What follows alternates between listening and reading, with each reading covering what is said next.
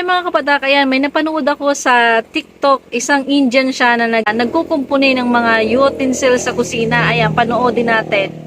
Ito, ang dami sa kanya nanonood at nagbibideo. Ayan, tapos na yung isang kawali. Tapos ayan, yung patungan ng blender, yung pinagsishake ng mga smoothie. Ayun, isang ikot. Pinalitan niya para umikot uli. Tapos ayan, tinesting, gumana agad. Ang napakagaling. Tapos yun, kind of utensils, hindi ko alam kung ano yung ano na yan. Feeling ko ano yung takip niya.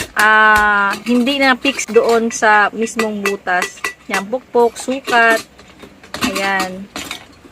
May binuksan siya.